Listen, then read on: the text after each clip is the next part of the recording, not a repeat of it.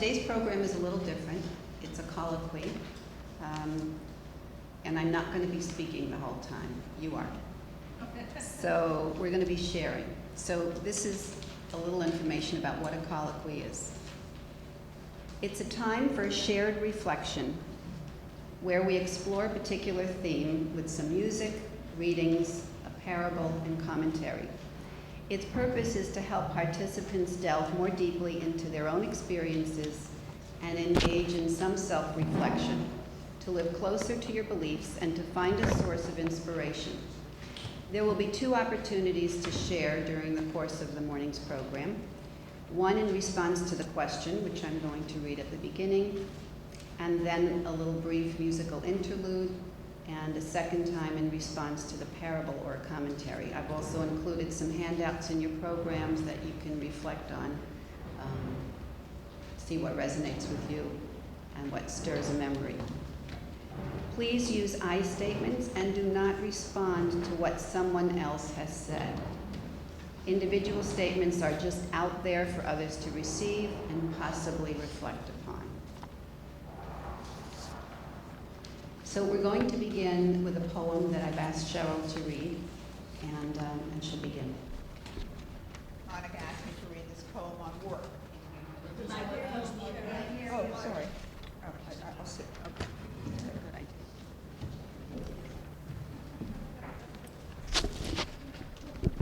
Can you hear me? Yes. The poet is Marge Piercy. Marge Piercy was born in Detroit, Michigan, 1936. She's an American poet, novelist, social activist, and feminist.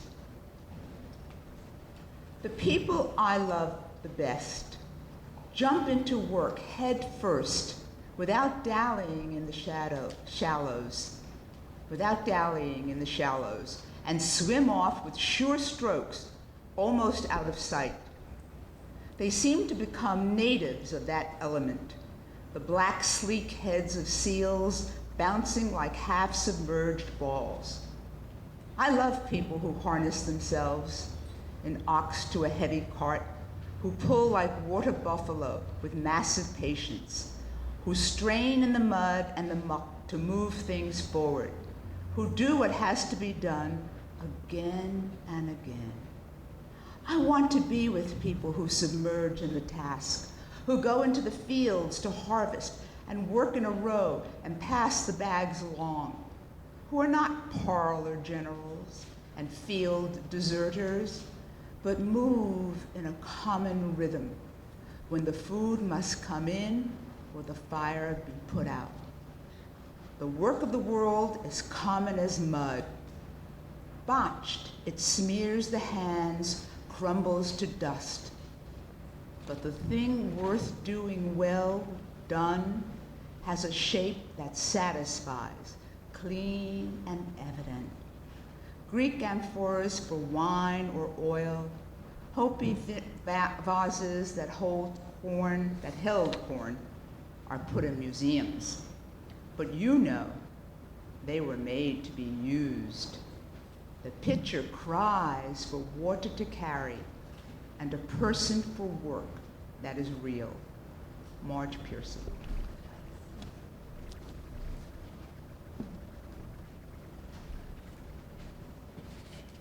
Okay, so we're going to begin with a reading from Arthur Dobrin's book, Spelling God with 2 O's, and which is full of thoughtful questions. The question is, what is the work you love? Blessed is the person whose work is a labor of love. Too often, though, work is something just to be endured.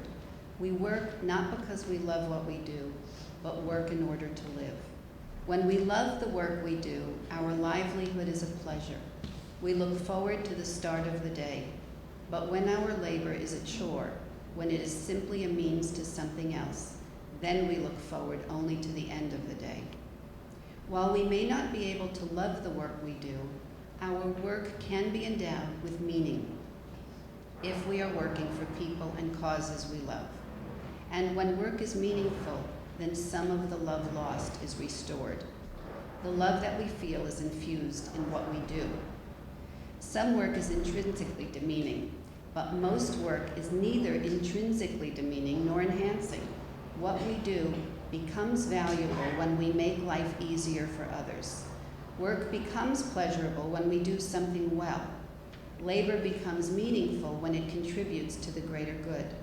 We may not be able to love the work we do, but we may be able to love why we do it. Work we must, but what work we do, the way we do it, the manner in which we relate to coworkers and those we serve is more than a statement about our values. They are the values themselves.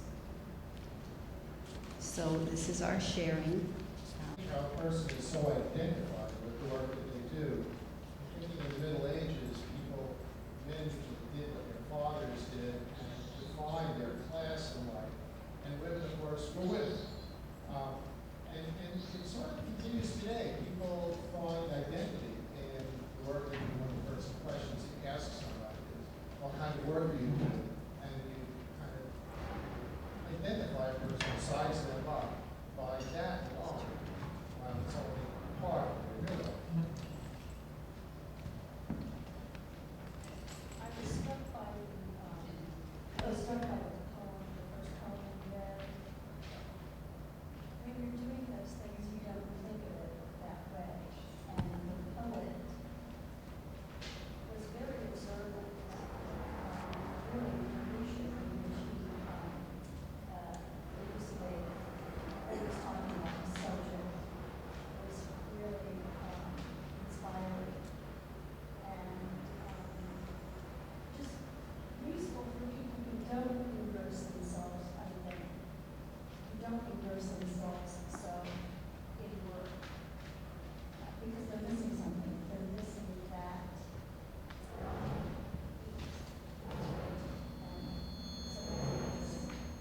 Thank you.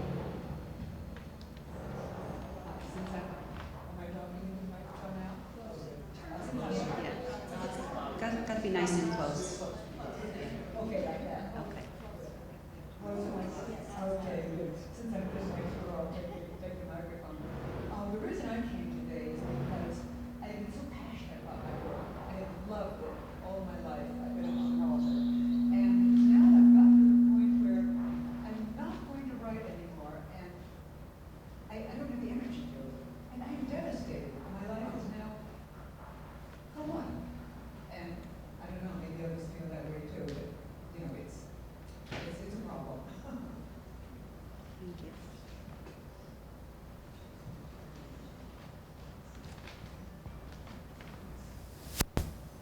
I spent my working life working in a hospital, and much of it was very boring work. For instance, when I worked in the chemistry lab, it was the same thing over and over and over again. But the idea that I worked in the hospital made it bearable because at least my work helped somebody. It didn't go into making huge profits for somebody. So there can be satisfaction even in work that you don't like to do.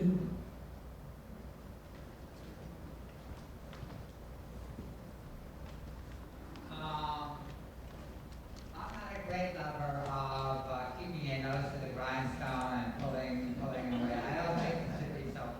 I don't think it should be so burdensome. My name is Kenneth.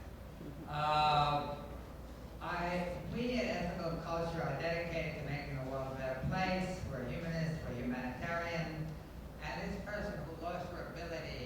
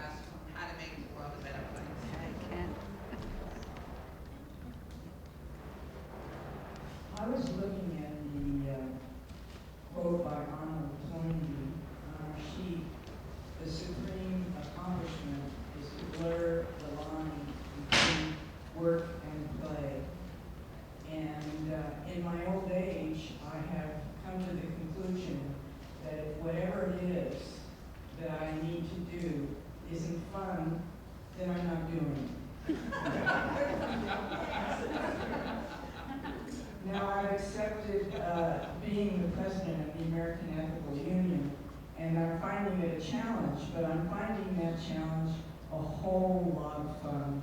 So I'm really enjoying it.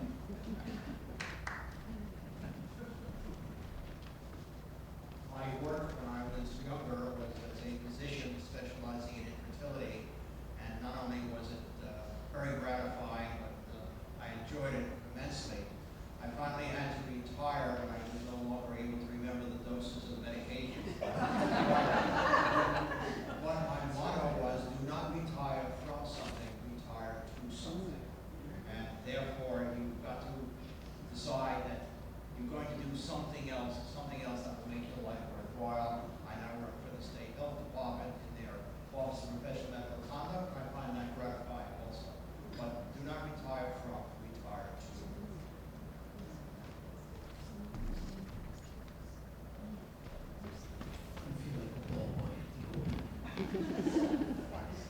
Thank you. I like that idea too. I wanted to share that I had been a teacher and a social worker, and I really love those. But I found myself in a place where I couldn't do either.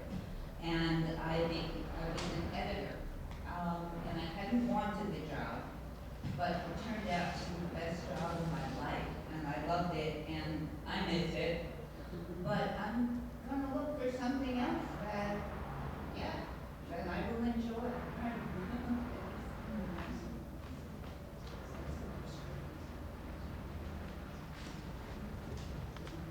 don't think I need a microphone. It's okay.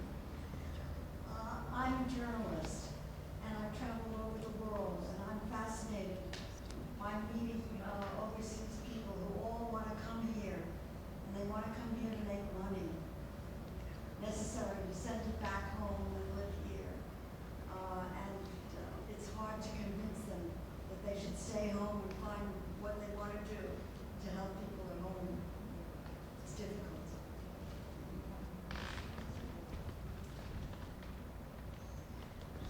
My profession was as an actress, and I enjoyed the work, but it also was dependent on how the work was done.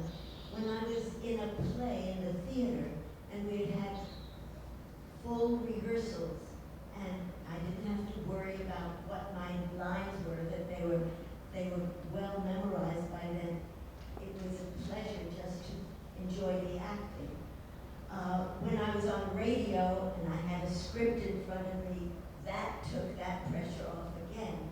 When I was on a daily soap opera and you had a new script to learn each day, along with the movements, the blocking, all those things, the pressure was on to remember your lines and learn all that for that one performance. Now that I am retired professionally and running our ethics and the theater program, I love it because I have the fun of playing these roles without having to memorize them. We have the script on the music stand, and I'm having great fun in my retirement.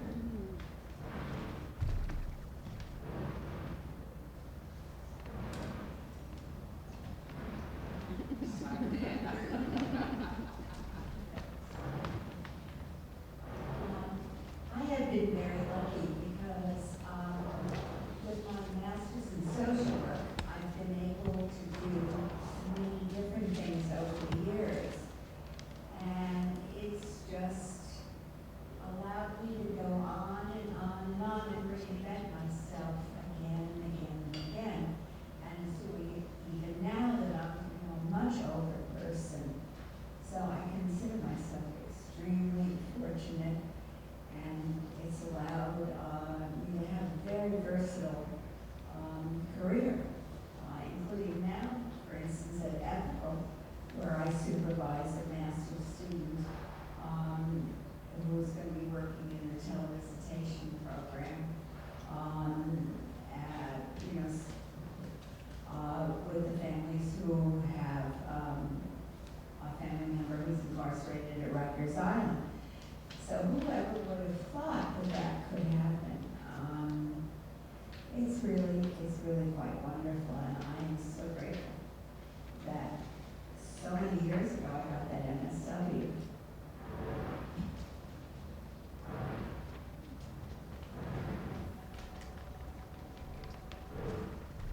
Thank you. I feel so fortunate because when I was 17 years old and graduated from high school, I had a job as a typist. I went to college, I became a teacher, I worked for many, many years, and then I retired with benefits. And in my neighborhood about a year ago, I saw people lined up outside of a union waiting for jobs. And I would like to see America develop a program of improving our infrastructure, training people, and hiring them so that they can have the same things that I had, work and benefits. I'm a journalist, and I've traveled over the world, and I'm fascinated by meeting overseas people who all want to come here, and they want to come here to make money necessary to send it back home and live here. And it's hard to convince them that they should stay home and find what they want to do to help people at home. It's difficult.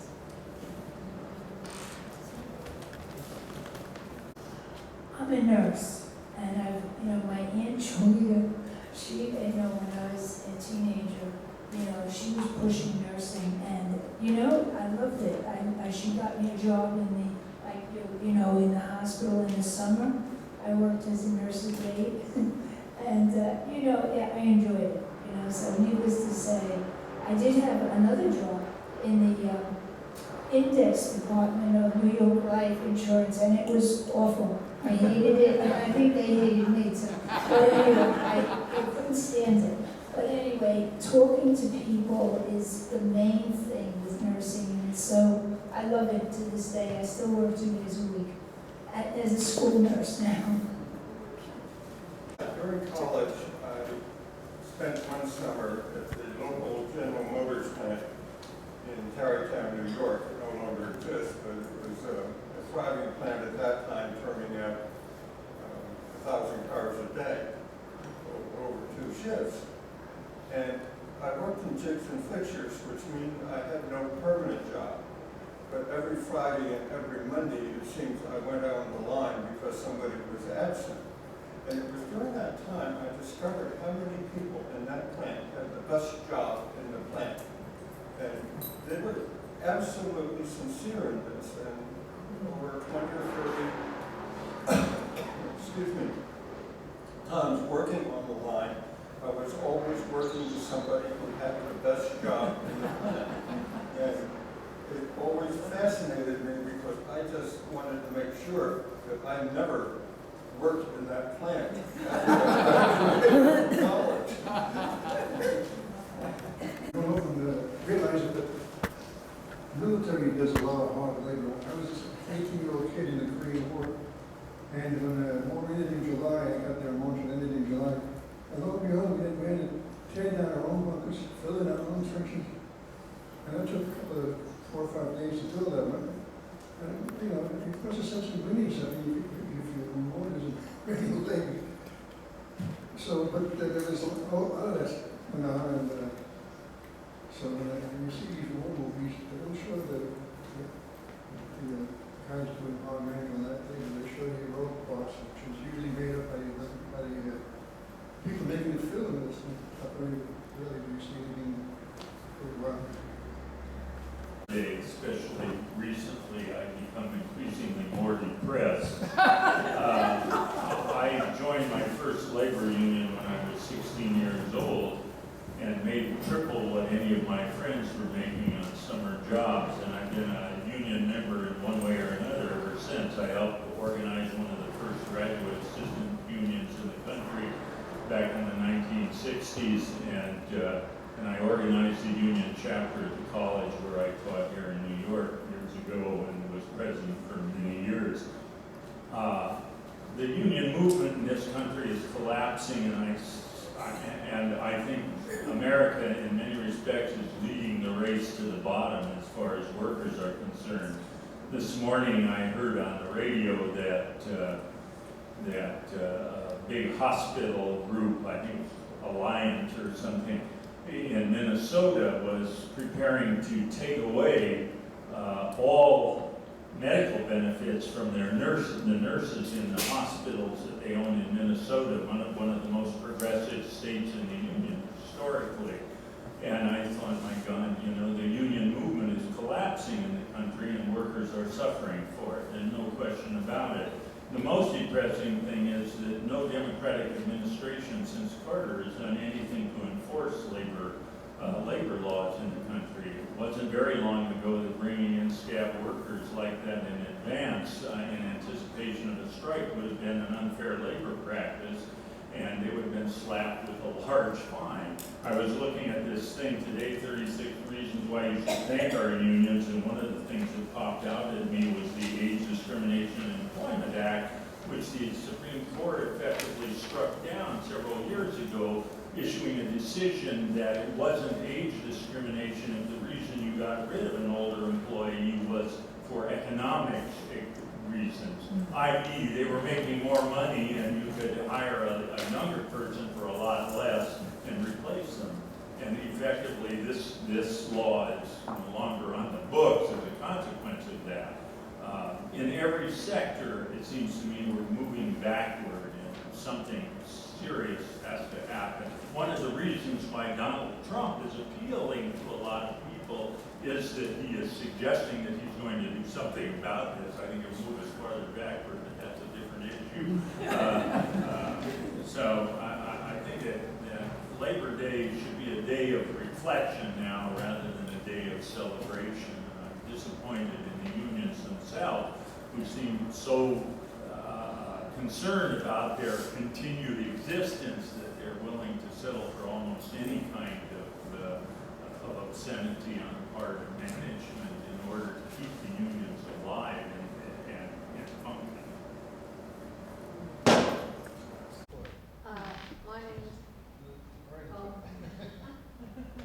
My name is Arlene Esty, and last year was the first year I'm an adjunct in various colleges. I couldn't find a job, and this year it seems to have less registration, but I feel I have to do something productive and creative. So I got this volunteer job teaching Spanish at the Phipps Bay Library. Anyone who wants to learn Spanish? And I'm looking forward to it. Hopefully, someday again, I'll get a job as an adjunct. One more comment, and then we'll take a little musical interlude, and we'll continue. I was listening to some reports from yesterday, and they were saying, by the way, that it looks like people didn't have to retire later, and really try to work for the rest of their lives. And this butts up against our national jobs. And it just seems like, wow. What are we going towards? Even young people getting out of college, whatever, cannot get jobs. How is the older sector going to get jobs? Really requiring this, sorry to say. David, we'll do a little music.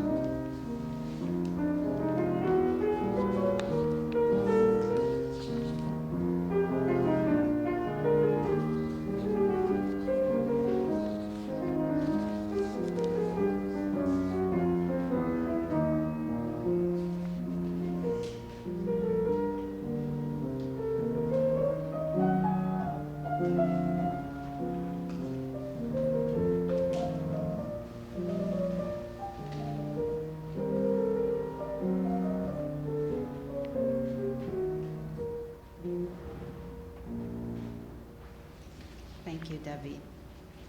So for the second round, I'm going to read a parable, and then we can reflect on this or any of the quotes not coming out. Plato relates the following story. When spirits from another world came to earth, they were given a choice as to which bodies to inhabit. They would then take on the work of that new person. One assumed that the body of a poet and wrote poems that became famous.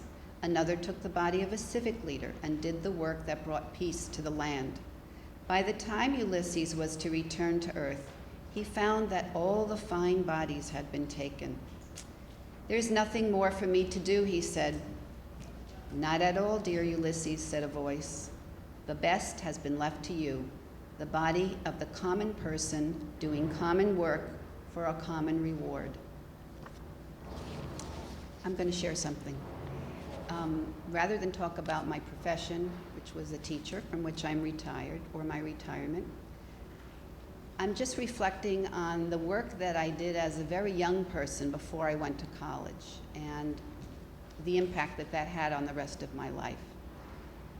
When I was 15, I couldn't wait to get a job. And I think I lied so that I said I was 16 so I could get a job in May's department store.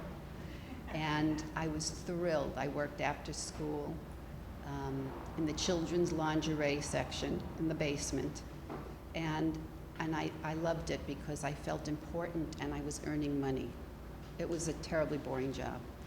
From there, I went down the block to Key Food, and I became a cashier, which could have been boring, but the people were very interesting, and I felt like I was learning a new skill, and I loved taking home a paycheck at the end of the week. From there, I moved down to a drugstore that sold cigarettes and makeup and nail polish, and I was there for about a year. Also, menial work, not particularly meaningful, but I just loved working. So from there, I went to a card shop, bookstore, card shop, knick-knack store that I worked in all the way through college. I was a summer camp counselor. I drove the camp bus. That was a skill I learned. And one summer I spent working for TWA in the international arrivals. So these weren't important jobs, but I think they were meaningful in terms of having learned something from each job and taken it forward into my life. And I feel kind of sorry for the young people today that those opportunities are not there for them, because I think those seemingly unimportant jobs really give you something to take with you later in life. I wish they would have the same kinds of opportunities we had.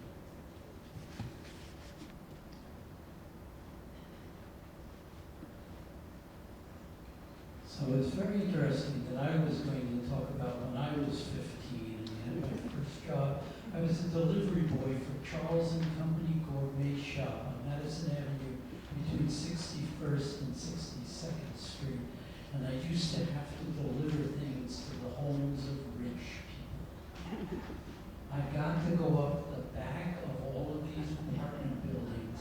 As a matter of fact, every morning I had to deliver a Crenshaw melon to Nelson and David Rockefeller's mother. She needed a fresh one every day, and the elevator let us off on the floor that was only their kitchen. Okay, in this building, there were people inside chopping things at enamel tables. It was, but there were men who worked. In those days, it was only men who worked these elevators, these back elevators, that you had to tell them what floor you were going to. And to a person, they told me to stay in school because they thought I was doing this full-time. I had lied to get a summer job. It was supposed to be full-time. And they all knew that what they were doing was work. That in olden days would have been digging ditches or carrying things, and they wanted to have somebody not do what they were doing. And move on. It was 1965. 40 hours a week for $125 a week. Next.